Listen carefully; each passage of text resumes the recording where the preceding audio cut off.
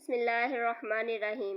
حضرت مولانا عبدالرحمن جامی رحمۃ اللہ ایک نعت لکھنے کے بعد جب حج کے لیے تشریف لے گئے تو ان کا ارادہ تھا کہ روزہ اقدس پہ کھڑے ہو کر یہ نعت پڑھیں گے۔ چنانچہ حج بیت اللہ شریف کے لیے تشریف لے گئے۔ جب حج بیت اللہ سے فارغ ہو کر مدینہ منورہ کی حاضری کا ارادہ کیا تو اسی رات امیر مکہ کو خواب میں نبی کریم صلی اللہ علیہ وآلہ وسلم کی زیارت نصیب ہوئی، اور امیر مکہ کو آپ صلی اللہ علیہ وآلہ وسلم نے ارشاد فرمایا، اس شخص جامی رحمۃ اللہ کو مدینہ طیبہ کی جانب نہ آنے دینا۔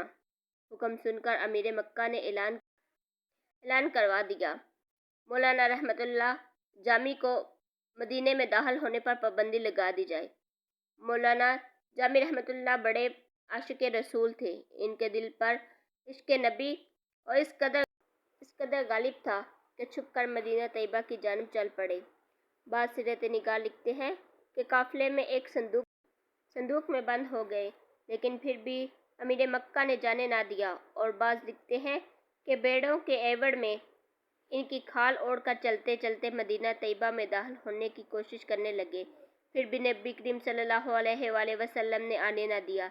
جب دوبارہ امیر مکہ کو نبی کریم صلی اللہ علیہ وآلہ وسلم کی زیارت ہوئی اور آپ صلی اللہ علیہ وآلہ وسلم نے فرمایا، جامی رحمۃ اللہ کو میرے روزے پر بالکل نہ آنے دینا۔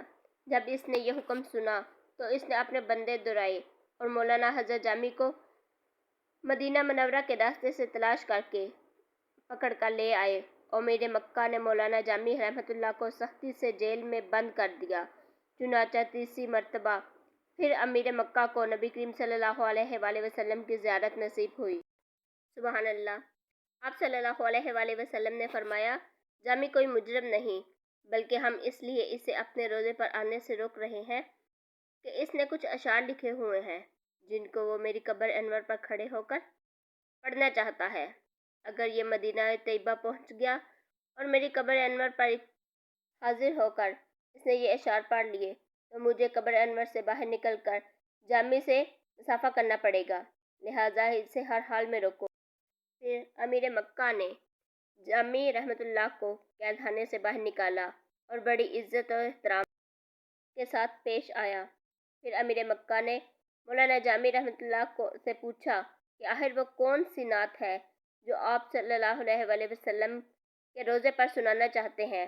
مولانا جامی نے روتے ہوئے یہ چند اشعار پڑھے جن کا ترجمہ ہے، یا رسول اللہ، آپ کے ہجر و فراق اور جدائی سے میرا جسم بے حال اور ٹکڑے ٹکڑے ہو گیا ہے۔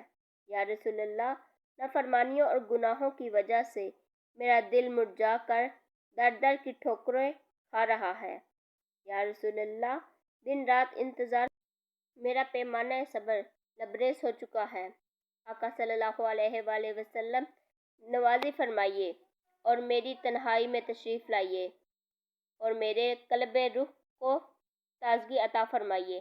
یا رسول اللہ صلی اللہ علیہ وآلہ وسلم، جب آپ مجھے مسکین نادار کے غریب خانے پر قدم رنجہ فرمائیں گے تو میں آپ صلی اللہ علیہ وآلہ وسلم کے نعلین شریفین کے نقش پر اپنی جان قربان کر دوں گا۔